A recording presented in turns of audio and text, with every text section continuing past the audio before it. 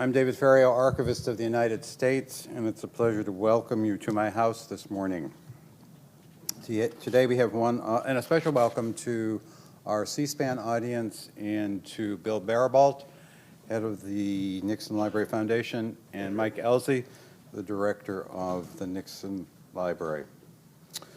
We're very proud to have one of our Nixon Legacy Forums here. We've been co-sponsoring these forums with the Nixon Foundation since 2010. We've produced about 36 of these so far, all of which are available on our website and that of the Nixon Foundation. The forums feature individuals from the Nixon administration discussing some of the particular public policy initiatives and the documentation that is available to researchers in the archives we maintain at the Nixon Library in Yorba Linda, California. Today's topic is Bridging the Branches, how President Nixon worked with a Democratic Congress. Now, you all know that our Constitution divides federal power among three separate but co-equal branches, the legislative, the executive, and the judiciary. And while each has its own area of authority and responsibility, the system seems to work best when the branches are working together. When President Nixon was elected in 1968, he was the first president in 120 years to take office without his party also having control of the Congress. And for the incoming President Nixon, control wasn't even close. In the Senate, there were 43 Republicans and 57 Democrats, and in the House, there were 192 Republicans and 243 Democrats, or a 51-vote margin. For Nixon, governing without some help from Democrats was not much of a choice. It was a necessity. How he and his administration went about doing this is today's topic, and we have with us 4 former members of President Nixon's White House staff. Now it's been almost 50 years since they were there, so you'll notice that their hair is a little grayer than in the photos from that era. One other thing I should point out is that researching this topic in particular has been helped considerably by a set of contemporaneous memos that analyzed Nixon's relationship with the 91st, 92nd, and 93 Congresses. Since these archival records are so key, we are trying something new. We're going to post these documents on our respective websites so you can access them in conjunction with the video of today's discussion. With that, let me introduce you to today's moderator and co-producer of many prior legacy forums, Jeff Shepard. Jeff joined Nixon's staff in 1969 as a White House fellow and then spent the next 5 years staffing the president as a member of his domestic council. Please welcome Jeff Shepard. Welcome back. Thank you, David. We've worked together for 8 years, and David and his staff here at the Archives co-sponsors with the Richard Nixon Foundation, and it has been just a superb partnership. As you might imagine, the Archives has the records, they've got all the documents, and what we on the Foundation produce are the people who wrote them. And these forums are designed for the authors of the documents, the members of Nixon's White House staff, to discuss the why and the how behind the documents. So we hope in the future that scholars and researchers will be able to better understand and evaluate what happened in the Nixon administration by the combination of both. And as David mentioned, we're trying something new. We're starting with it today. When we post this video on the websites, we'll post a link to a Google Drive that has the documents that we mentioned. So if you choose to get into it, you can read the documents and watch the movie, and we think it will help researchers to facilitate their research, because these are documents that are out at the Nixon Library, but they will be available online by topic. And then we're going to go backwards, if this works, over the 36 that we've done before and add this element. As David mentioned, President Nixon's first president, 120 years, to come into office without control of the Congress. What we find when we look backwards is that this man, who was not by any means a back-slapping politician, studious, serious, very earnest, used the White House and he and Pat Nixon entertained and held meetings with great frequency with members of Congress. He used probably the most prestigious invitation in the city hugely to lobby his point and get his points across. And he employed what in retrospect is probably the greatest congressional relations staff ever assembled, who sold and lobbied his ideas and his approach to the Congress. The congressional relations staff, if you look at it carefully, is kind of the grease that makes the wheels run. And it's hugely demanding because the Congress is hugely demanding for information, for relationships, for feedback. And these people, and we have 3 of them here today, survivors, these people were selling to individual members of Congress why we needed their vote or why we needed their help or why we needed their influence on a particular topic. But there were so many topics and so many people that you really had to be well-versed. I mean, you could be talking to a particular senator and you needed to know his area and what was his influence, and you needed to know what he wanted in return before you opened a conversation with him or her. The need to be flexible and to be approachable was huge. And so we're going to talk about all that, and I'm going to take a seat because I'm going to sit here and talk with my friends.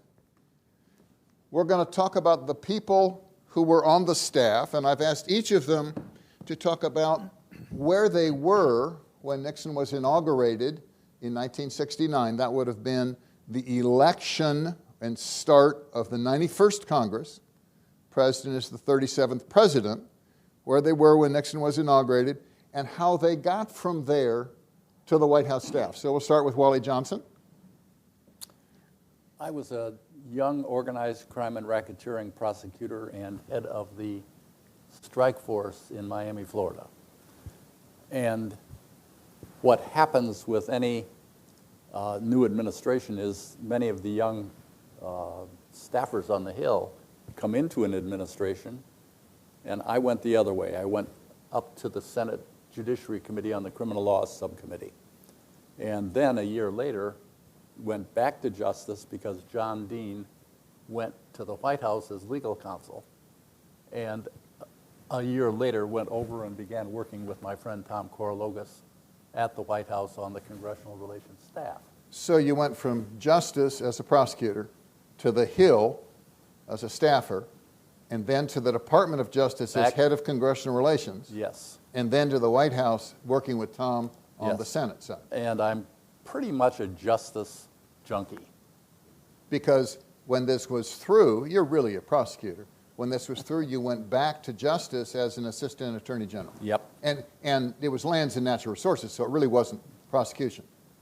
But you're a law and order guy. I'm a law and order guy. And we'll get to Wally being a law and order guy when we go through. Tom, let's go to you. Where were you?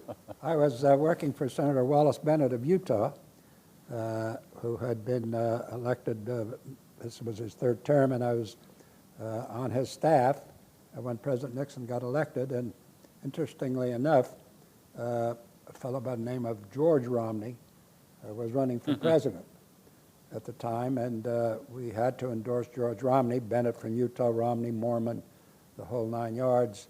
But the minute President Nixon got elected, we were very supportive of President Nixon.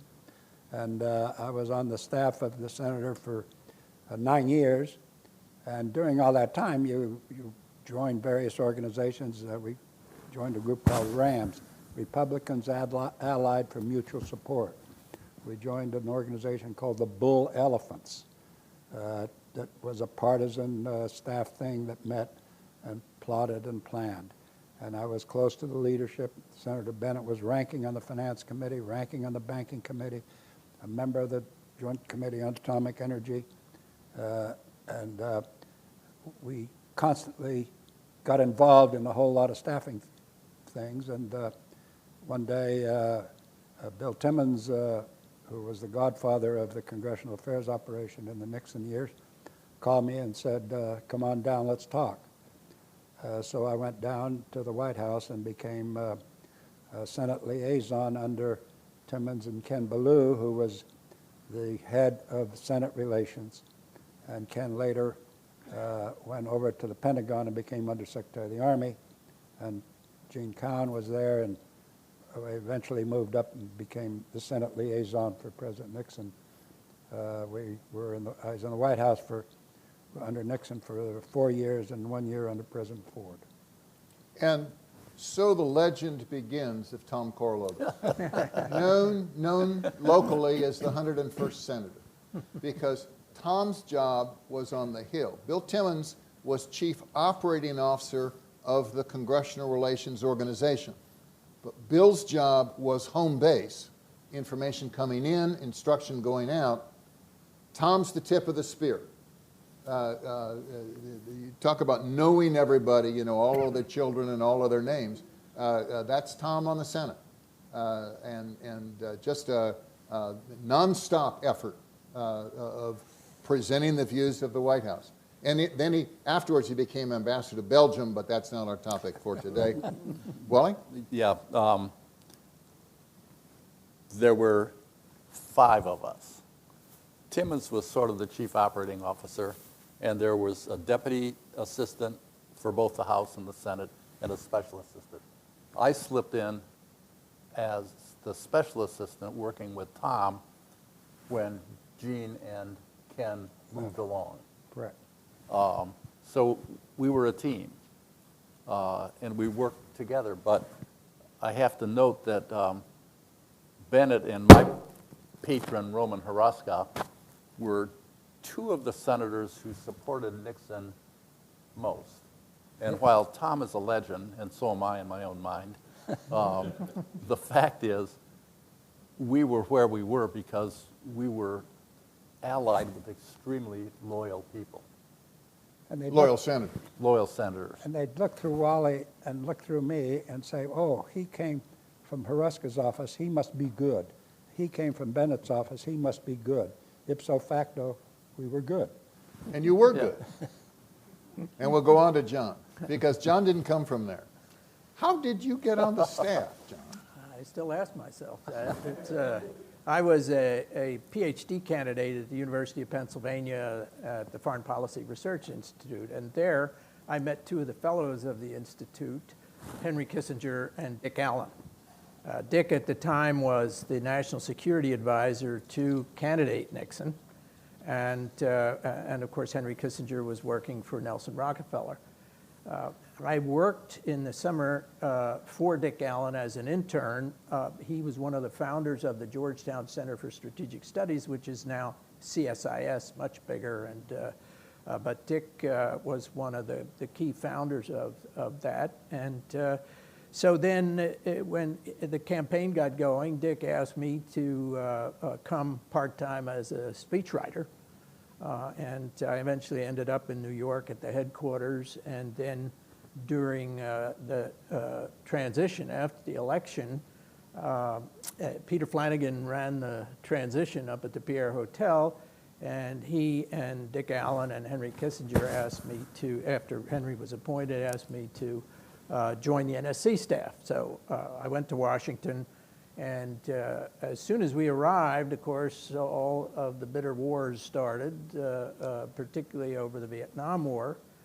And Kissinger always had a lean staff. Today, there are somewhere between 1,500 and 1,700 members of the NSC staff. Under Henry Kissinger, there were 30. And A few good men and women. Men and women. And of course, no one has ever accused Henry and his staff of not being effective in those days. But there was no such thing as a Congressional Relations Office on the NSC at the time. Now it's bigger than Tom's staff was in the Nixon administration. But I was a junior staff member for national security and political military affairs. So the problems as they started to emerge were all defense and national security, as at least the ones we saw. They had much broader issues. So I got stuck with, I'd never been inside Congress, even in the building up to that point. But Henry and Al Haig said, you get up there and stop these crazy people from passing these resolutions. So I ended up working right away with this really quite incredible congressional relations staff. And so that sort of consumed 90% of my time for the whole time I worked for Kissinger, until finally he went to state and I fled with him. Okay, so you're the substance guy on national security and foreign affairs, who's the liaison with the congressional relations people. That's right, although at first they called me the commissar, but very soon I really became part of the team. Okay. And for the audience, if you don't recognize the name, John went on to become Secretary of the Navy under President Reagan. Yeah. So Let me- that's, let yeah, me- go ahead, Tom. Let me insert something about what John just said. Sorry, Wally and Jeff.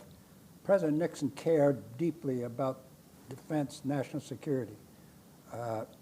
He thrived on it. He knew what he was talking about. Under President Eisenhower, he didn't have anything to do as vice president, so he went overseas and he became an expert on national security issues. And therefore, when John and the NSC and our liaison people got involved, the president knew what we were doing. And yeah, I'm not saying they didn't know anything about welfare reform and revenue sharing and crime and all that other, but he had a deep and unvarnished interest in how we were doing. You would give him a phone call or a list of votes to make to get on people. He wanted to know, how did I do? How did my 5 phone calls make it? So he cared very strongly, and therefore at States of the Union and other events, and the dinners that you're going to show here in a few minutes, national security was big on his plate. That's why John and Henry were so important to Nixon. I think it's very fair to say that Nixon's interest and expertise and fascination was foreign affairs. There's this slogan for vice presidents. They do have a little bit more to do than Tom suggests, but it's you die, I fly. So the vice president goes to funerals all over the world, and in the Nixon era, they would use those gatherings of heads of state to conduct discussions. So he personally knew all the world's leaders and was fascinated by the topic. I mean, that was his natural thing, and you can do that without the Congress. The president has much more authority. On domestic affairs, you have to deal with the Congress, and it gets complicated. I take exception with Ambassador Korologos because I think Nixon had a keen interest in some domestic affairs. One was crime, and remember his involvement with Alger Hiss in that investigation when he was in the House. And the other was the judicial process and the selection of the Supreme Court, which in his memoirs he notes as one of his great accomplishments was selecting and having confirmed 4 Supreme Court justices. Now, if you stay to the end of the program, somehow it will occur to you that those are the 2 themes we're going to emphasize. President Nixon's 2 main issues in the campaign, which was an honorable end to the war and restoring law and order. And that's why we have these people. They aren't just survivors of that era. They're survivors who have something to say. So we will go there, but now let's spend just a minute on Nixon's knowledge and expertise of the Congress. Because here's a guy who was a congressman for 2 terms, nationally prominent because of Alger Hiss, then a senator for 2 years, and then he becomes vice president. Well, interestingly enough, the vice president's constitutional duty is to preside over the Senate. And in that era, Nixon's only office was the vice president's office in the Congress. He had no office, nor did any of his predecessors have an office in the White House or the White House compound. It wasn't until Nixon was elected president that he made an office for his vice president, for Spiro Agnew. But before that, he was on the Hill. So if he wasn't traveling, and he did an awful lot of foreign affairs stuff, he reported for work at the Congress. And the machinations of the Senate and the issues of the Republicans and the Democrats in legislation was of great interest and knowledge to him.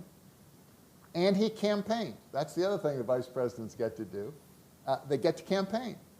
And so he'd go into individuals' districts, and you know, this is a very factual, absorbing guy who learned all about the ins and outs of particular districts and the needs and requirements of individual senators. So when he's working with the Congressional Relations staff, it's not news to him that somebody in Georgia has certain feelings. I mean, he already knows that, and he's thought about it and how to make it work. So with that, we're going to go through some pictures that show the use, demonstrate the use of the White House as a lobbying technique. I want to interrupt you just one more quick second. Yep. Because this is an organizational observation. Tom and I are heavily oriented toward the Senate. But the fact is, the Congressional Relations Office covered the House and the Senate. Correct. But the three of us are more focused on the Senate side of things. And it's part of the fact that we're survivors, and it's part of the fact that we're talking about crime and international affairs. Because the Senate had a dominant influence over both of those subjects. Sure. Because of confirmations, because of treaties, because of the way the Yes. Senate was set up. So I just want the record to show that. The record shall so note. Please do. Okay. Our first picture is in the cabinet room. And, sir, if I could ask you to move over 2 seats, I could see the, thank you, I could see the pictures. This is in the cabinet room, and this is what we believe to be the first partisan leadership meeting. The president had the GOP up, and then he would have bipartisan leadership meetings, and then he would have the Republican leadership up. I mean, they were his party. And this is a head-on shot from the cabinet room, and because we studied the picture, we know there's one staff person at the far end on the right, and that's Ken Ballou. But this was really an initial talk of getting the Republicans used to coming down, because now their party controlled the White House. And the next one, now this is a breakfast in the state dining room, and this is bipartisan.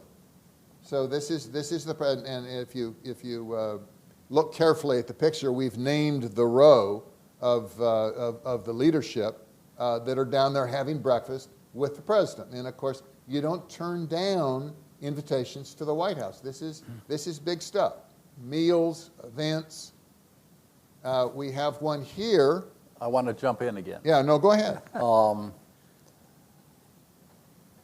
The leadership would show up, but the fact is, we were talking to the leadership all the time. Correct. And we talk about what you were going to talk about with the president, and they'd wonder what they should say to the president.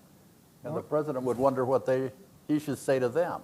So there's a glue here, a cohesiveness that unifies all these activities, or draws them all together. I like the analogy of grease rather than glue. But you're facilitating the communication both ways.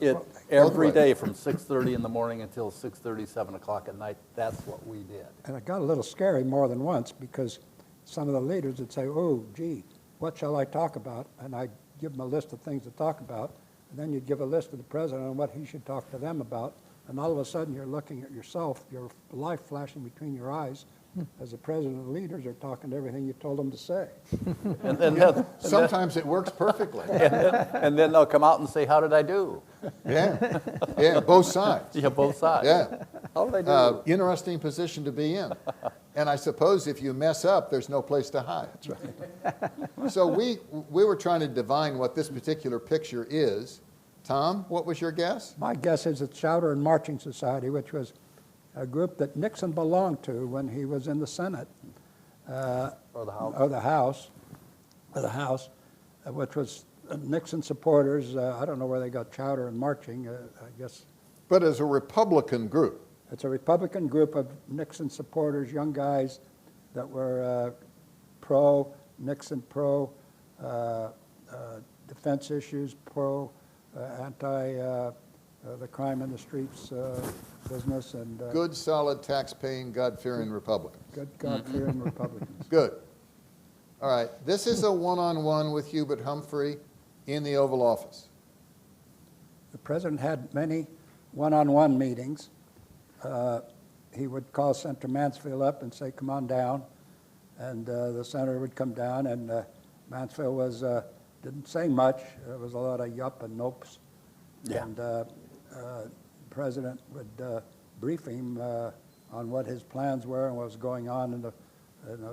Mansfield was a big Chinese junkie, former Marine from Montana, great leader, very supportive when he had to be, and he would have one-on-one meetings, and we had a lot of those. He had Russell Long down on tax bills. He'd have people down on national security stuff. This was a Humphrey meeting. If I'm not mistaken, it's shortly before when he went to China. He had asked Humphrey to go to China. They ran against each other, and there they are in the Oval Office chit-chatting about issues that were important to the country. But one of the biggest fights we had during that time was the Mansfield Amendment, as you recall. right. And Senator Mansfield was very focused on Asia, and he felt we had much too much of our focus and assets in Europe. And he authored an amendment which got, I don't know how many signatures, but started out with a majority in the Senate to withdraw 3/4 of our troops from Europe and to increase our troops, not nearly to that number, but to increase our presence in Asia.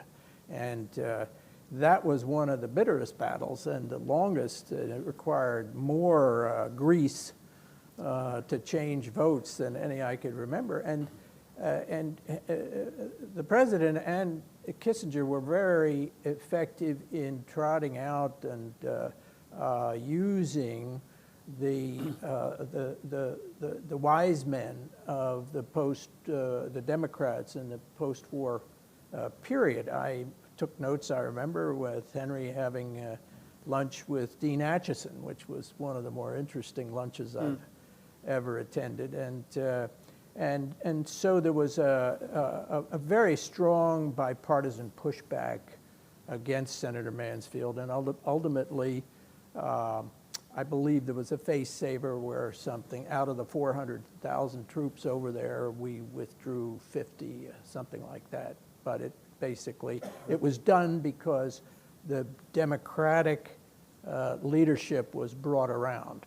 50,000 or 50 troops? No, 50,000, I think. Okay. Just curious. Yeah, 400 to 350. Okay. But Next picture. I want to jump in. Yeah, all right. The picture with Humphrey makes me think that these were just people like we are. He was an awfully nice guy, and we worked with him.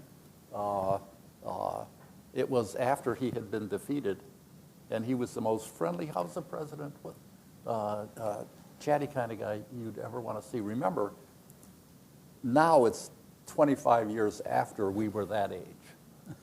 And we were 25, 50 years younger. We were kids. And moving with some pretty high-level political leadership in our nation. And my point is simply that they put their pants on the same way we do, and they were awfully friendly and worked with each other, even though politically and publicly they may have disagreements. One of the fun things about what John just said about NATO troop cuts was there was a vote on cutting NATO troops at 7, 8 o'clock at night, and we lost. Oh my goodness, what shall we do? Lehman and Kissinger had a fit. But what happened is Senator Griffin, who was a minority whip, stood up and did not make the motion to reconsider the bill. He held it. Henry and Lehman worked on Senator Scoop Jackson, who got Senator Magnuson to change his vote. Carried him out onto the floor. between 7 o'clock and 11 o'clock. The fun thing about that was two things. First, the New York Times front page lead the next morning, Senate votes to cut troops in NATO. My gosh, this is the end of the Western world as we know it. But what happened at 11 o'clock, Griffin moved to recommit. Scoop had changed Magnuson's vote. When they asked Magnuson, what changed your mind? Oh, there was a lot of new developments between 7 and 8. Yeah, New development when he talked to Henry. Henry was a natural lobbyist. He just instinctively knew how to deal with the different people. I remember during that fight, I was with Henry, having been, one of his geniuses of why he's been so effective. His 95th birthday is in 2 weeks. Coming up. And he's still just as sharp as ever. But he liked these people, even the idiots, and he knew how to work them. And so, as an example on this one, I remember I was with him. I would give him a talking paper, but he never, he didn't need talking papers. And he needed to call Scoop and to call Magnuson, who at the time was slipping a bit, but he was very much a man of the left. Not ideologically, but just he was Chairman of something. He Yeah, was yeah, a big guy. appropriations. He was a very important guy. So he calls Scoop and he says, Scoop, you've got to help me on this one. These left-wingers are going to bring us all down. You must give us, you really got to help us, and especially Senator Magnuson. And then he checked that off and called Senator Magnuson, and he said, Senator, you've got to help us on this one. These right-wingers are trying to drag us down totally. He was a great lobbyist, and he liked going up to the Hill, and particularly if there were people who really interested in the substance. Yeah. And talking really about the intellectual foundations Dealing of with people who yeah. not only cared, but were very informed. Yeah, right. And as a professor, he loved, we're going to keep going with the slides now. So we have a picture now of Carl Albert, and what's unique about this picture, of the things that are unique, this is in the private dining room in the president's home, not one of the public rooms that's used, or the West Wing. This is his house. Wally, you've been there. And I got in an argument with Jeff as we talked about this because I sat for dinner in the chair where the president was. But I was with Dave and Julie. Dave had been my intern when I worked on the Senate Judiciary Committee.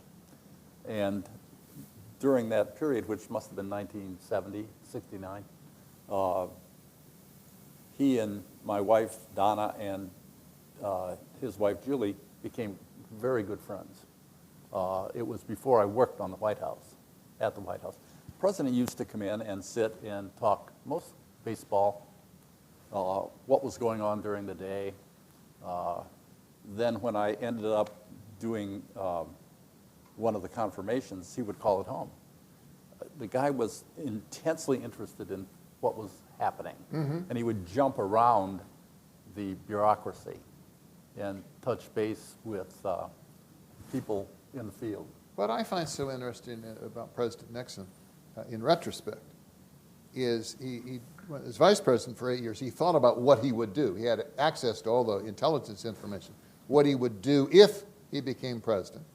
And then having lost to Jack Kennedy in 1960, for 8 years, he thought about what he would do if he ever got back into power. And I think he woke up every single morning during his presidency eager to get on with it, eager to get more things done. He wasn't waiting for our ideas. He was hauling us in a direction he wanted us to go because he knew what he wanted to do. He'd already thought it through. And I think that was a tremendous example of leadership. I'm biased, but leadership. Yeah. The president had church services. This is a picture in the East Room.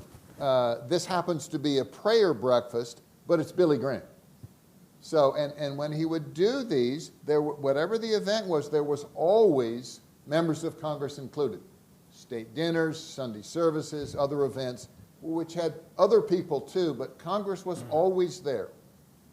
And in fact, in that last photograph, the person on the right of President Nixon is Senator Wallace Bennett of Utah, who is a Mormon from Salt Lake, and there were congressmen sprinkled around throughout all of those prayer breakfasts, all of the White House events, all of the White House, and as you'll see here in a minute, it was filled with congressmen. And as Timmons' numbers will show you, we had hundreds and not thousands of visitations. You might even think Tom did the seating for this. You know, there's his former boss close to the man. So this is an odd picture. Every Christmas, the White House is decorated to the nines, and you really want to go see what happened and how they did it. And it's kind of Christmas week. One of the evening events is for members of Congress and their families. And so you get to take your kid to the White House during Christmas. And we tried to get a picture of the White House during Christmas, but the President and Mrs. Nixon were greeting people in the hallway. So this is our picture. This is shot during Christmas week. And it's Les Aarons saying hi to the President and Pat Nixon. And there's a little kid's head poking through between the two people. Bryce Harlow is sitting on the other side. And it doesn't capture what we wanted to show you, but we tried. So but the idea of you want to be friends with members of Congress, so there's 535 people, their spouses, their kids, and that's a good evening, you know, and they're the only ones that get in to the White House that evening. And that was big stuff. This doesn't address Christmas, but it addresses the reality that in the Congressional Relations Office, there was a networking that was informal but went to the power structure that was the Congress. Take the relationship I had with Senator Huruska and Jim Eastland on the Judiciary Committee. They controlled what came and went through the Judiciary Committee, so they controlled the authorization for the Department of Justice. They were both state justice, commerce appropriations, so they controlled the money. And they didn't do it just for a year or two or even 4 years. Eastland was elected to Congress the year I was born in 1939. So his father was there before him. So they knew more about the Department of Justice than many of the attorneys general.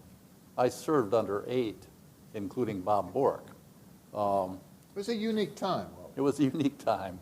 But the fact of the matter is, the serious senators were serious about running the country, and they were committed to good government. And I know Bennett was too.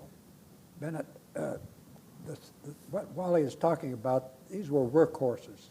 They were not show horses. Stennis was, as Wally just said on Eastland, Stennis was chairman of approps and chairman of armed services and ranking on Defense Appropriations Subcommittee. Well, who runs the Defense Department more than that?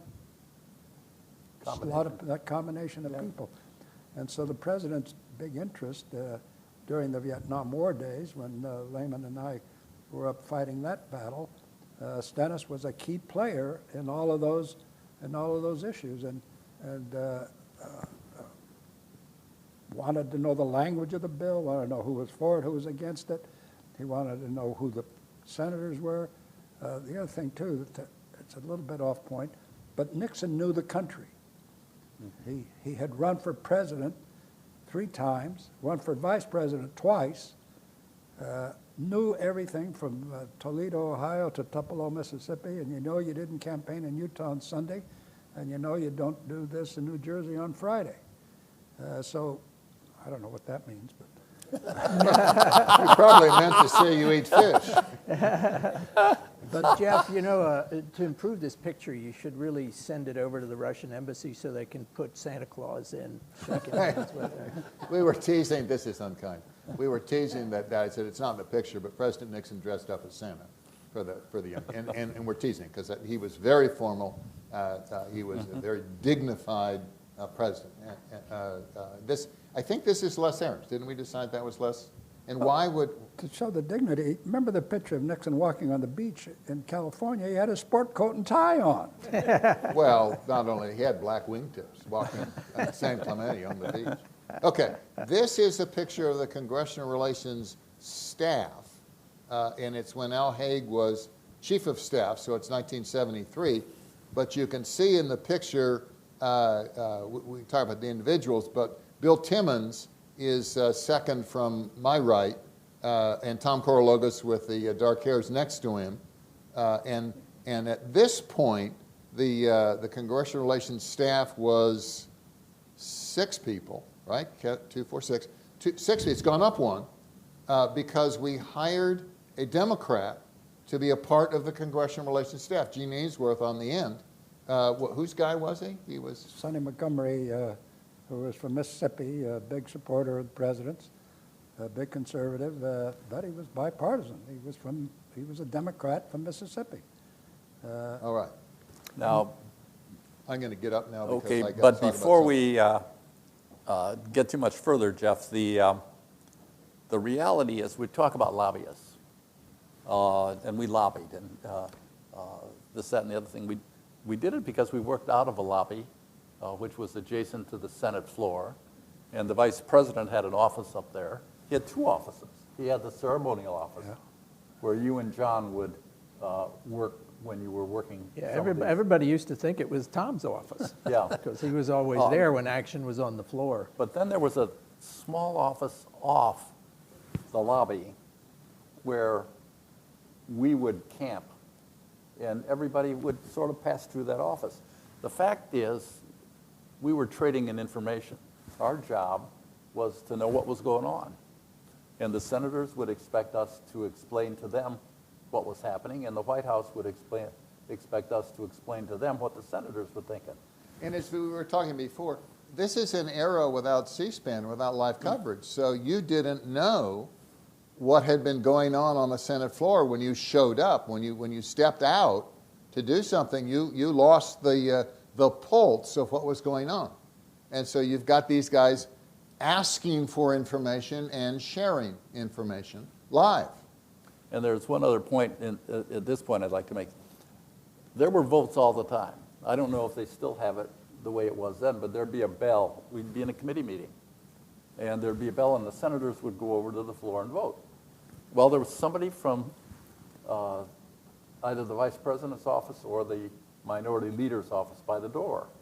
They'd walk in and they'd ask 3 questions. What's the president's view? What's the committee chairman's view? And a home state test. Plus, what's the issue? 75% of them knew that there was going to be a vote at 3 o'clock, had forgotten all about it. They're in committee meetings meeting with constituents, and they'd come over and they'd say, which one is this? And they'd go to the cloakroom desk and sitting there. What they didn't know is that we had written the talking points on what this bill was. This is a bill that does great violence to the following 6 states. Gee whiz, either 6 states were the middle grounders that didn't know how they were going to vote. So it was a constant problem trying to figure out what was going on in the Senate, and thankfully we had Bill Hildebrand and the floor, the vice president's people who had access to the floor. We did not have access to the floor.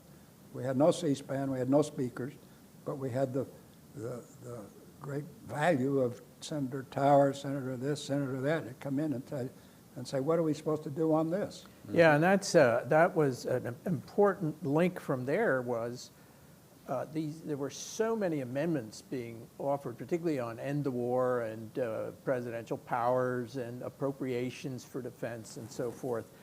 And a lot of the language had been drafted quickly by summer interns for the senators involved. And so not only did the White House need to get a judicial, legislative, legal opinion on whether this was even allowable, but we had to have some of the things that I could handle easily on what the effects were, the foreign policy effects, but a lot of it we had to refer back through Kissinger to get his view, and that became very authoritative. Or sometimes, if he was in China, we would have to go straight to the Secretary of State or the Secretary of Defense to really understand the effect of these 10-page amendments. And Great ideas suggested by people whose agenda wasn't yours. Exactly, right, and who hadn't read them themselves. They were done by staffers, and so it was pretty intense when the important bills were on the floor. One of them was the State Department had no authorization from the Foreign Relations Committee for 5 or 6, 7 years. They finally put something together that was going to reform this and fix that and add this, and over 5 or 6 years, the State Department had gotten into some disarray and problems and reorganizational things. So they worked on it night and day. Oh my gosh, it was just the most wonderful piece of legislation you ever saw. Coming up for a vote, final passage is at 2 o'clock, except Senator Fulbright, as chairman of the committee, added an end the war amendment, cut troops in Vietnam and cut defense budget. And I called Lehman and I said, hey, have you seen this? And he said, kill it. I said, just kill it? Yeah, Kill the whole bill, not kill the amendment, kill the whole bill. Kill the whole bill. It's only the State Department. So we went out, and some of you in the audience and at the McGowan thing here at the archives understand how easy it is to kill a bill. 2 guys can stand up and say, let's put this off till next week or something. And we killed the State Department bill for which they had been working on for 18 months because they put a bad amendment on it we couldn't get rid of. And that's when John knew the issue, and the president Kill the bill. didn't want it. One of the things about our job was to keep the trash of government from the president. And we did that by fighting amendments, by beating things on the Hill. We didn't want the president to stand out there and say, I'm going to veto this bill, or I'm going to vote against you or do anything like that. We did that. We did that in the bowels of the Congress, in the bowels of the leader's office. That was. We'll get to this because they have too much to say. But I've got to make another point. But not this time. I've got to make another point. All right. We've got 3 Congresses, and this is for history. Yeah. 91st, 92nd, 93rd, 6 years. Each one was 2 years. So the composition of the Congress was different each time. The title of this presentation is Bridging the Branches. But we were dealing with maybe 30 to 40 Republicans. And of the 30 to 40 Republicans, they weren't all philosophically of the same ilk.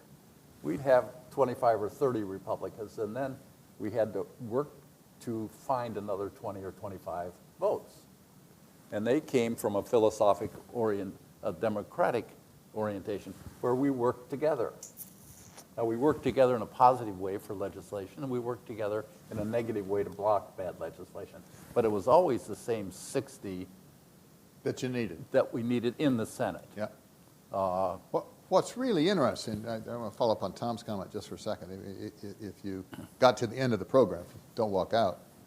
Nixon vetoed some bills, but only 4 were overridden.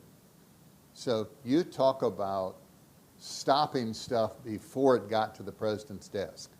It really is an interesting record given the makeup of the Congress. We said at the beginning, we're going to go on now, we said at the beginning that we had documents that were really, really helpful. And we're going to go through one really quick because it's 30 pages.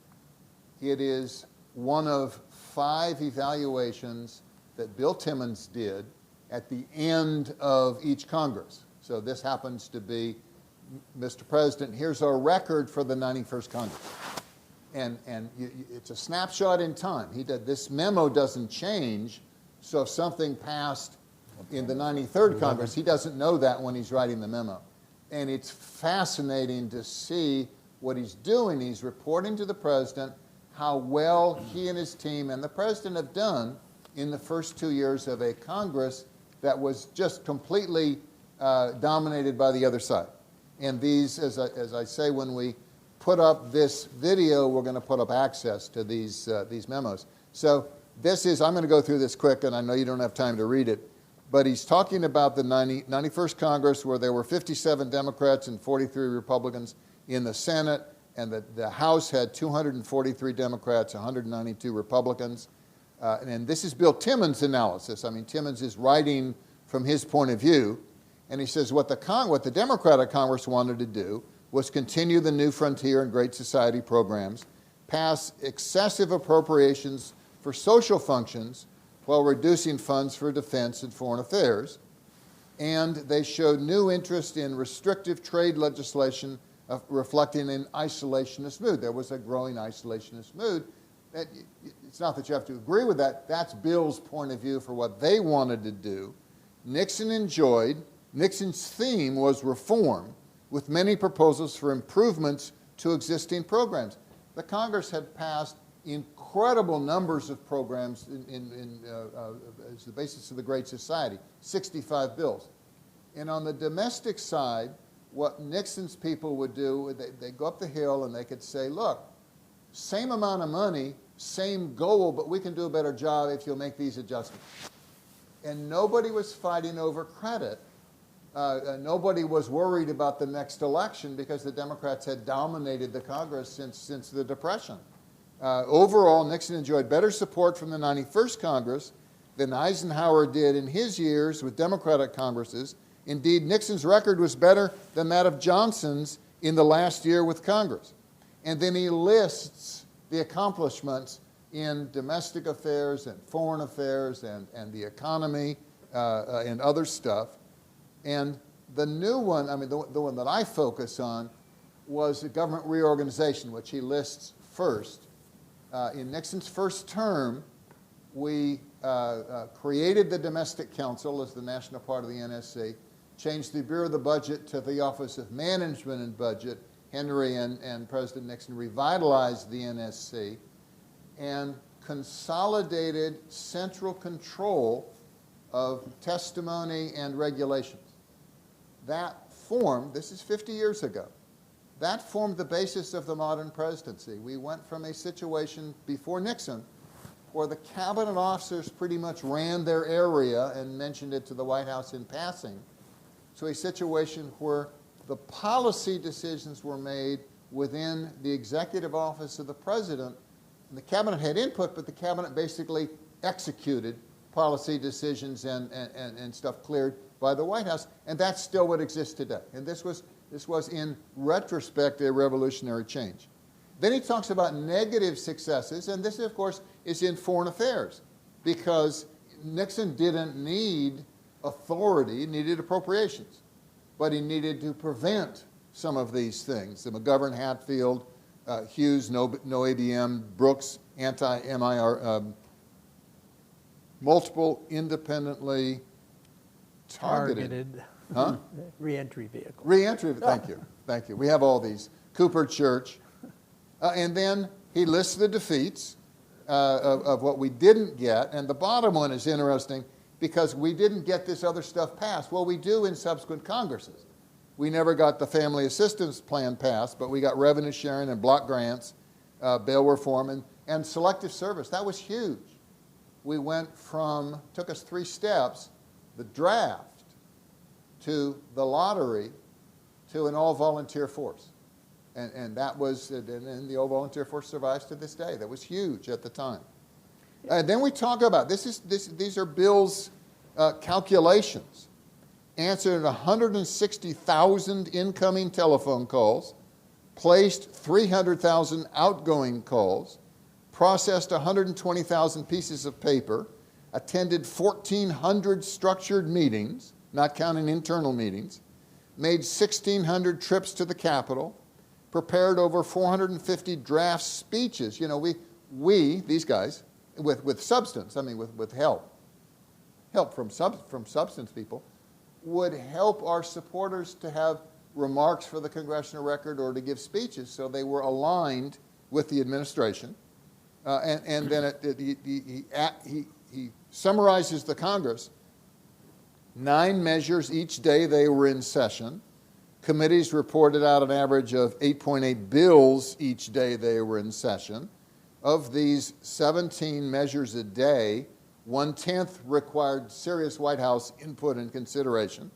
And in addition to these 2 daily votes that the White House was heavily involved in, these numbers don't reflect amendments or subcommittee votes or rules. These people on the Congressional Relations staff were drinking out of a fire hose. I mean, it was just a massive amount of information, and they're trying to influence it on behalf of the president. And then he does a calculation of the number of bills that were enacted, the yay and nay votes, the bills vetoed, and he does, I skipped one. This is you wonder how he kept all these records. This is before computers. He's got a record of every touch the president did with regard to members of Congress. Individual meetings, phone conversations, Republican leadership, bipartisan, bill signings, Medal of Honor, swearing in, congressional half hours, breakfast, lunches, dinners, state dinners, receptions. The only thing missing here, it's not Bill's fault, the president had the presidential yacht, the Sequoia. He'd take people out with or without the president on the Sequoia for, they'd take 15 couples if they wanted to, and you'd stay, it's a Trumpy yacht. It's not in good shape. It still exists down in Texas. The top of it, you could have a reception in good weather, cruising majestically down the Potomac. You turn around at Mount Vernon, there's a salute, and then you go downstairs and you eat. You have dinner on the way back up. Again, very impressive event. I want to talk about the phone calls with you guys. I'm forced, however, to point out that it wasn't really the president's yacht. It was the Secretary of the Navy's barge. That's true. It was. It was. May I say something, too, about the phone calls that you make, that you discuss? There were personal phone calls. Senator Byrd cast his 2,000th vote. So we'd send a slip into him and say, Byrd, this afternoon, and so he'd call up Byrd, congratulations on the 2,000th vote. Senator Margaret Chase Smith of Maine had a reputation of never, ever, ever missing a vote. So she passed some milestone, so he'd pick a phone up and call Senator Smith and tell her, oh gosh, that was just the most wonderful thing. These were personal little tidbit phone calls that he would make. And one of my favorites, and John was involved in this, was when the president went to China, the charge was that's all he ever cares about, foreign affairs, doesn't do anything about domestic. And Wally and Jeff used to be on my back just like they were today about domestic. Well, they issued the Shanghai Communique. Oh my gosh, the new great era of Chinese-American relations, what we're going to do with Taiwan, what we're going to do with all this. The next order of business that Ziegler announced from Shanghai was a disaster declaration for Huntington, West Virginia. Bob Byrd had wanted, pounding on us, he was majority leader at the time, to declare a disaster area for a flood that had occurred in West Virginia. What more is there than a domestic issue like that? The other thing on the China thing was, oh, that's all what's he doing over there? What's he doing over there? Well, I remember in the leadership meeting before he went, he pointed to the phone and said, see that phone? I can call our advanced guys right here and now, and they'll know everything that I'm going on, and you in this room will all know what's going on. So when he came back from China, he'd been there how many days? 10 days?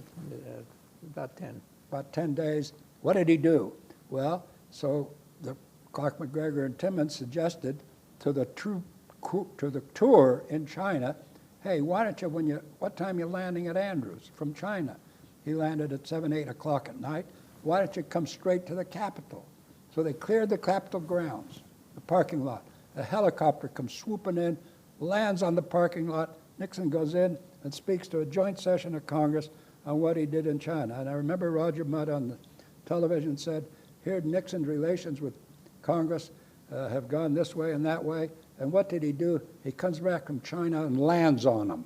And tells him what he did.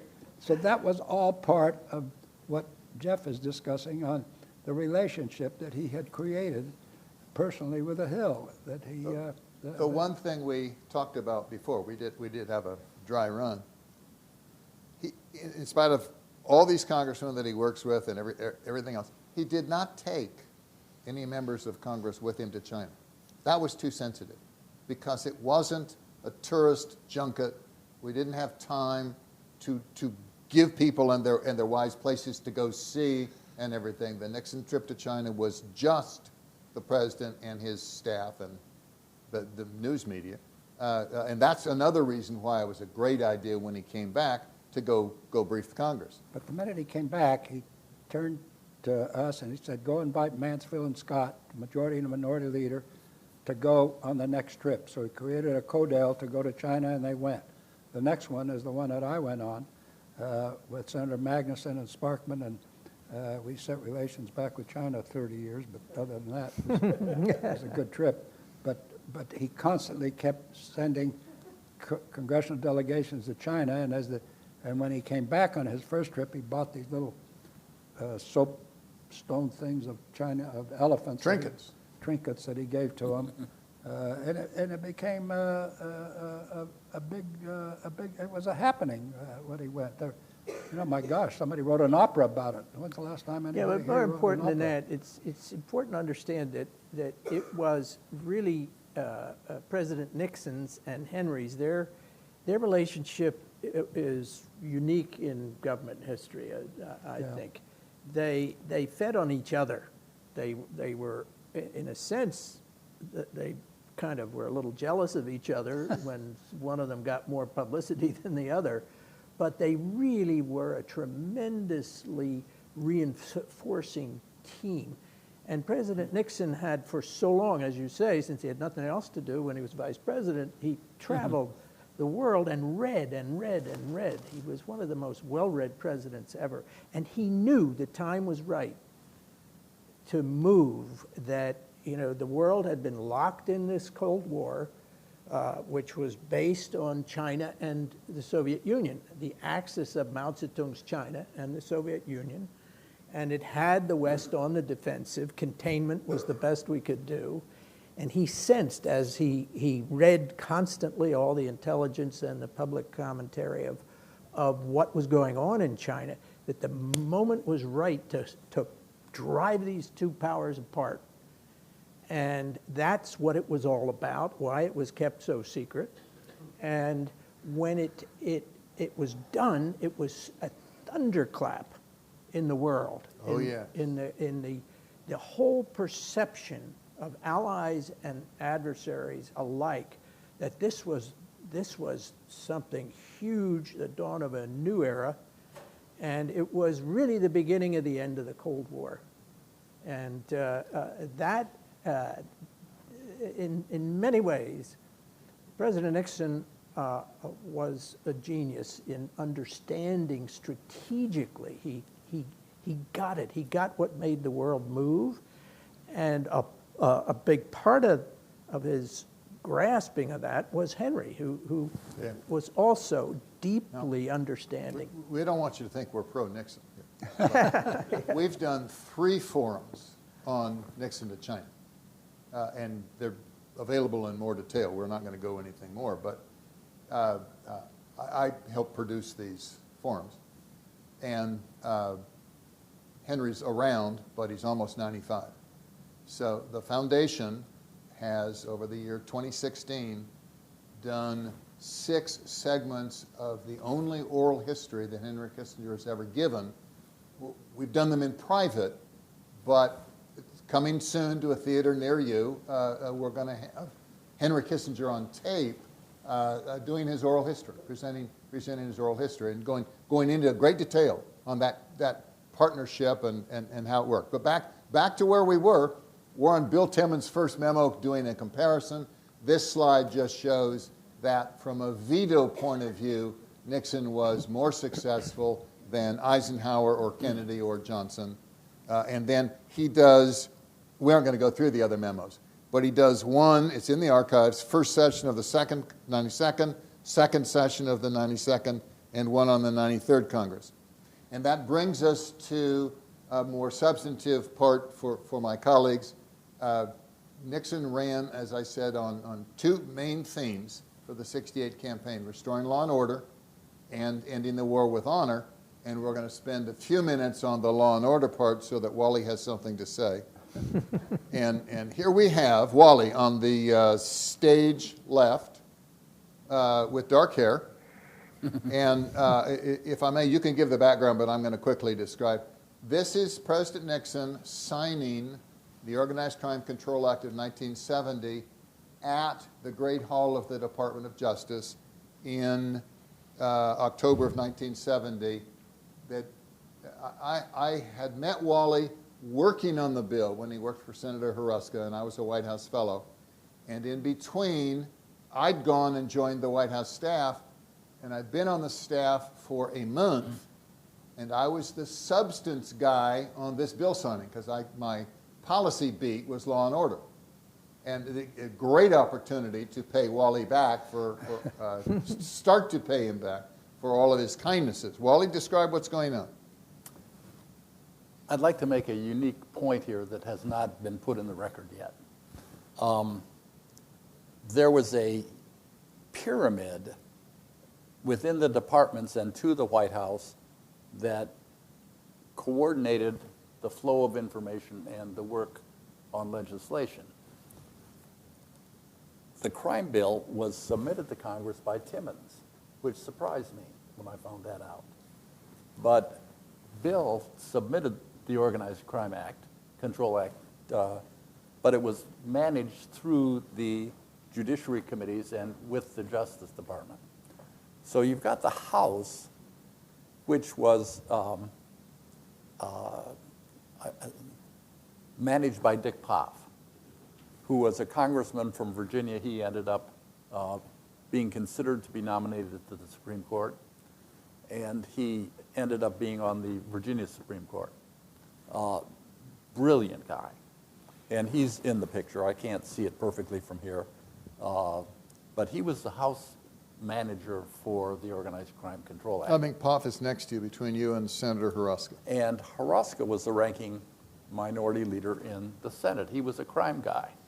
Now, I mentioned at the very beginning that there were a coterie of very bright attorneys who came into the administration when Nixon was elected. 3 of them were pretty key in this bill. Pete Velde, Brian Gettings, who was the U.S. attorney over in Alexandria, and Don Santarelli. Santarelli's in the picture off to the right. I'm on the left, he's on the right. The fact of the matter is, we were staffers and weren't entitled to be in the picture. I think you may have gotten us into the picture, Jeff, and it was probably your pen the president signed the bill with. But it was fundamental to his crime program. Bob Blakey, who was a professor from Notre Dame, was John McClellan's guy. Yep. And that's the background. And what you have in the center, it's Hoover and John Mitchell. And Nixon, we tried to get the live news coverage, but it didn't cut right. Nixon signs the bill and then hands the bill to Mitchell and says, there, I've given you the tools, now go to work. And what was so surprising to me on this particular event, because I've only been on the substance side of the domestic council for a month, when the president leaves the White House to go somewhere, there are hundreds of people involved. I mean, you know, just getting him from the White House to the Department of Justice involves security and advance and dignitaries, and it's just it is a real procedure. Then you have the event, and of course the Great Hall is filled with members of Congress and attorneys, Department of Justice prosecutors. Let's go on to the second one, because the second one for Wally's has to do with the Supreme Court. Nixon was unique in that in his first term he filled 4 vacancies on the Supreme Court. And this is kind of the end of that. Wally? Well, they cut me out of this picture. They did. I was off to the right as we're looking at it. When Rehnquist was nominated to the Supreme Court, it created a void because Bill was the one that had coordinated the legislative work for the other justices.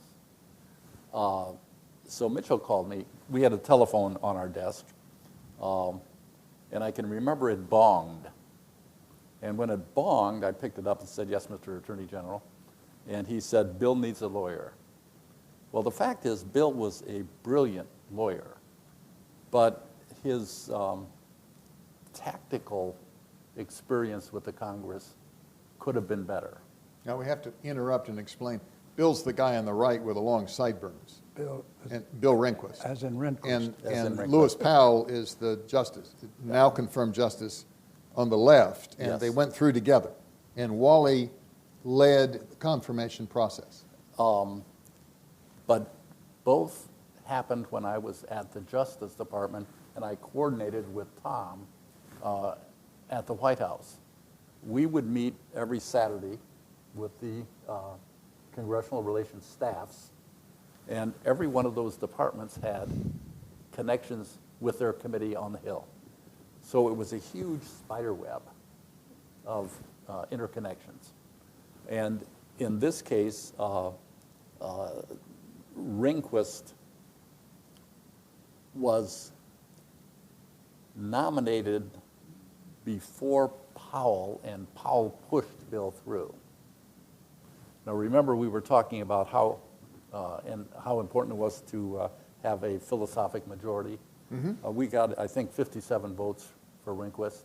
They did not want Rehnquist. The 43 senators did not want him because he was so young. Rehnquist was 49 years old. The intellectual genius of the conservative movement, diametrically opposed to the judicial philosophies of the Earl Warren Court. And Congress was not happy. Lewis Powell from Richmond, past president of the American Bar Association, Very genteel, distinguished and elderly. highly respected. And you have a wonderful story. Jim Eastland was very direct. He was the chairman of the Senate Judiciary Committee. Justice Powell was so wonderful in being able to step aside and watch Rehnquist being processed. But they were trying to beat Bill up, and Powell simply wanted to be confirmed. It was an adoration. There was an adoration for him. So Eastland, on one occasion, I can't remember if you were with me or not, but said, he said, they really want you confirmed, Lewis. And he said, oh, yes. And he was sort of preening. And Eastland said, yeah, because they think you're going to die. But age wasn't important then, it's important now. Yeah. And Bill served from 1970 to 2005 or 6 and proved the wisdom of Nixon's appointment. And we give credit where credit's due. Wally's idea to keep Rehnquist moving through ahead of Powell. You guys want Powell, got to confirm Rehnquist first, because if Powell ever got ahead of him, Rehnquist wouldn't be confirmed. Yeah. And that tactical judgment got Rehnquist on the court. Well, and it also got me cut out of the picture. Got you cut out of the picture. Then we fast forward, and Bill is up to be Chief Justice, needs to be reconfirmed. And Wally is out Nebraska? Yeah, I'm working now with Tom, who's in charge of that confirmation process. And Wally comes back, the reuniting of these two gentlemen who controlled the Senate to get Bill confirmed as Chief Justice. And so when Rehnquist called and said, here we go again, and I went down to sign, I'm not sure if Wally was there, might have been, and he said, quote, why do I have to have a hearing? My record is there, all my decisions are there, I'm not going to prejudge anything pending. Why do we need a hearing? And I thought he was kidding. And we said, no, calm down, Bill, yes, you need a hearing. I'm not going to say anything at the hearing because I'm not going to second guess anything I've done. And he was serious. He didn't want to go to a hearing. But finally, we convinced him that maybe he should have a hearing. But he lost 2 or 3 votes from the first time. The nomination experience, and I know we have a short period of time Yes. left, but legislation was important, nominations were too. And Nixon processed something like 7,000 nominations through the Senate, appointed by the president, confirmed by the Senate. In his first 2 years, we skipped over it in the memo. Yeah. In his first 2 years, Bill Timmons is happy to report we confirmed 7,000 people. And now, Tom there were bumps in the road. Yeah. I mean, it's not, and it was a perfect record, but it was a phenomenal record. And I may say, without fear of being contradicted, it was the finest administrative team assembled in my lifetime. Great. Because we were all there. Now, we do 2 quick pictures to show you, we got to have pictures of our people. So here's Wally, same moment in the Oval Office with Rehnquist and Powell, but he gets his individual picture. And we cut them out. Yeah, we cut them out. We cut out the 2 justices. And then just to show you that we play fair, here is Tom Korologos, different date, dark hair, with his picture with the president. And these, you put them up on your wall, you show your kids, you show your grandkids. And we're using that as the transition, because we have 12 minutes left, to talk about the Tom and John effort to prevent the Congress from prematurely ending the Vietnam War. So we start with, see how well my clicker, there we go. I'm sorry, this will take 1 minute. In addition to summarizing the records of the 91st, 2nd, and 93rd Congress, Bill submits recommendations to the President and to Haldeman on how to make government relations better. And these are really interesting. We won't go into them here, of inside baseball on, Mr. President, if we called it the Office of Legislative Affairs, it would work better. If we had some more cooperation from the departments, and here's how you could help, it would work better. And this is just the nuts and bolts of what makes this office work, and he has 3 of them. And then we go to, our first is a picture of Nixon giving what is characterized as the silent majority speech. And we have several pictures here, but they all key off of Tom's effort and John's effort to prevent the Congress. Remember what happened? When Nixon is inaugurated, there's 537,000 U.S. troops in Vietnam. The nation is divided and upset. But the Congress is not that heavy on its Democratic president. But when Nixon gets elected and it's a Republican in the White House, then the Democrats lose their patience. And they're reflecting their constituents. But they want out, and they want out now, and they love to come give speeches about it and to propose amendments. Yeah, it was in many ways as bitter as from some quarters of Congress as the bitterness we see now between the branches over this war and war powers of the president, the ability to make executive agreements as opposed to making everything a treaty. Every single day there were new amendments thrown into the hopper. And just a bit of trivia while you're looking at the picture, you'll never see one of Henry Kissinger's staffers in these pictures, because at the very beginning, first under Kennedy, McGeorge Bundy and his staff were an integral part of the White House staff. When Walt Rostow and LBJ was president, Walt Rostow and his staff were an integral part of the White House staff in the White House mess and so forth. Henry, from the very beginning, said, my staff is to be totally separate from the White House staff. Everybody, except for the Situation Room, which was under Henry, everybody was moved out of the upstairs of the West Wing over to the EOB and taken out of the White House mess. We had our own mess.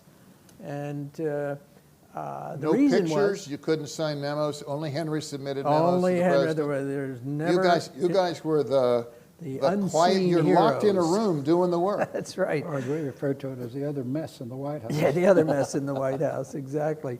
But Henry felt strongly that in order to run the national security with a majority Congress in the hands of the Democrats, his staff had to be seen as nonpartisan and not part of the president's personal staff. So that's why we were all kept separate. But there was a lot of. You told us last night about taking a memo in, or Henry calling you in to talk about a memo. Yeah, that was. Things were so bitter, partially because there was a lot of leaking going on from the State Department, particularly, and other agencies in the government, and from those agencies to the Hill and Hill staffs. Every day, the Washington Post had stories that were based on classified documents, very damaging, particularly in tactical things in Vietnam, bombing, rules of engagement, etc. So I very naively went to a dinner about a year after the beginning, after all these leaks were driving the president and Henry and all of the cabinet national security people crazy. And it was an off-the-record meeting of Foreign Service officers at dinner. And it was just to, talk about how things were going. And I said, at one point, one of the problems is that there are leaks almost every day out of the Foreign Relations Committee. And we know this because we have friends in the media, and that's where one of their principal sources. So the next morning, front page of the Post, above the fold, picture of me, and the headline is, Kissinger aide attacks Fulbright, accuses him of leaking. And of course, as a relatively young staffer, that is not immediately seen to be career enhancing. So John's 26 when he starts. Yeah, right. So the inevitable call came from Al Haig, who was Kissinger's deputy. He said, "Get over here." So I figured that was the end of my short career in government. So I go over there, and Haig just frowns at me and motions, doesn't say a word, motioned me into Henry's office, which is the corner office there. And Henry's scowling at his desk, and he says, "Lehman, I just was called into the president's office.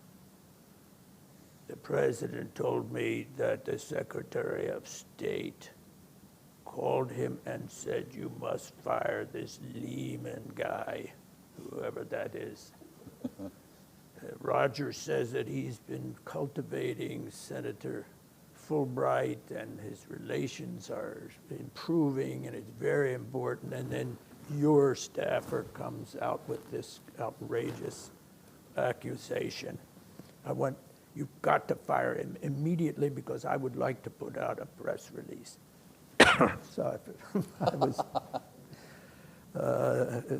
I guess, like the man on the gallows, awaiting the trapdoor to fall. But and so he said. So the president said he hung up, and he called me in, and he said, "Henry, I want you to promote Lehman right away." Isn't that wonderful? And he's a competent guy, but he's a kid. Yeah. And people make mistakes, and they don't flush him out. It is they're demanding his scalp. There's no question about that. Post knew it. Oh, yeah. This was in Washington, sometimes a tiny misstep, and you go from the belle of the ball to a pariah. Yeah. And it's you're all there dancing a minuet, and you misstep, and the long knives come out. And that you were fortunate to have the president like you. Yes, yeah. And, The other thing that happened, I don't know how much time we got, but the other thing that used to happen is there'd be these end the war amendments and troop cuts and what have you, and John would call up and say, "When's the vote?" And I'd say Thursday, and they'd say, "Oh, stop it, we can't have it Thursday." I said, "Well, okay." so as we know, we can go up and block anything. You get a senator to stop a bill a day or two, and when's the vote? Next Tuesday. Oh, we can't have it Tuesday. Well, Wednesday, Thursday, Friday. What was happening is Henry was in Paris cutting deals on Vietnam with Lee Docteau, and he didn't want the Senate, because there were always a one-vote victory, one-vote loss issue. He didn't want the Senate to undercut his negotiating position by having the Viet Cong or Vietnamese say, aha, why are we dealing with you when you just lost? So there was a lot of that going on internally in the White House that fell on Wally, John, and me to... Yeah, and one last story on that was, as a result, when it came out that the secret negotiations to end the war were going on, we immediately got a demand from the Foreign Relations Committee and all the leadership of the Democrats to bring Kissinger up as soon as he got back to testify under oath. And of course, Bill Rehnquist, who was at that time, before his sanctification, was the general counsel of the Justice Department. And so Henry obviously was not about to go up to the Hill and be subjected to that. Under oath. Under Public oath. hearing. Rubber hose. under oath. And so Bill Rehnquist wrote a strong memo saying, hell no, don't go. And Tom came up with the idea of negotiating with the committees a compromise where he would, I was able to sell Henry on Tom's idea, which was to have Henry come up whenever asked by the chairman of the Foreign Relations or the Armed Services or well, there wasn't an Intelligence Committee then, but to come up and to meet with them in total frankness, classified, but no notes taken and no oath taken. So ultimately, that was the compromise that was agreed to, and it worked out very well, except I remember Mr. Sparkman and a few other people falling sound asleep while Henry was telling them. Okay, we're running out of time, so I'm going to take the last 2 minutes. We went forward to a picture. This is again in the private dining room, and this is a private briefing by Henry Kissinger. So he was made available, but not public, not under oath.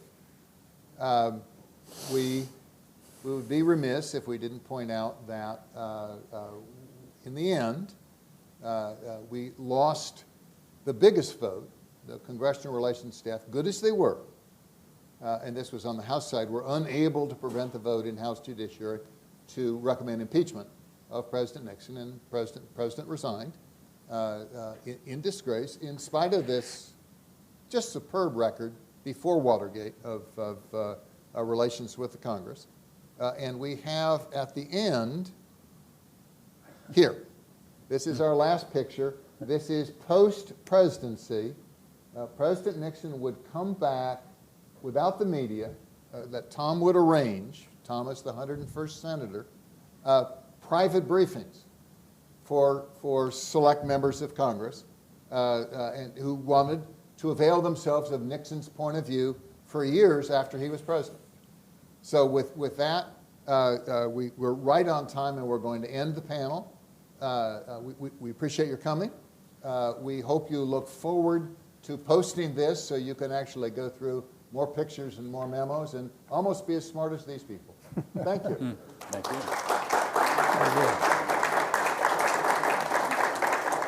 Stay put. They want a picture. We got to take a post-production.